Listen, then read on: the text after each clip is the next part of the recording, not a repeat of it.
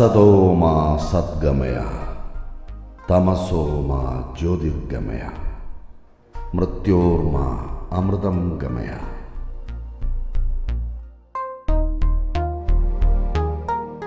ഒരു കൈക്കുടന്ന നിലാവിൻ്റെ പ്രസരിപ്പ്, നനുത്ത ഒരു പ്രഭാതത്തിൻ്റെ ലാളിത്യം, നേർത്ത ഇളം കാറ്റിൻ്റെ ശാന്തത, ഇതൊക്കെ ചേർന്നാൽ പ്രശാന്ത സുന്ദരമായ ഒരു ഗ്രാമമായി.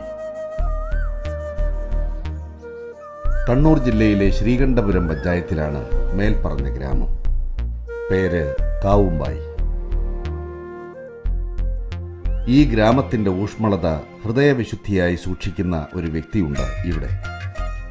ശരീരശാസ്ത്രത്തിൻ്റെ നാൾവഴികളിൽ ആധുനിക ചികിത്സാരീതിയുടെ ഉണർത്തുപാട്ടുകാരനായ ഇദ്ദേഹത്തെ ഡോക്ടർ എസ്.കെ. മാധവൻ എന്ന് പേർ വിളിക്കാം.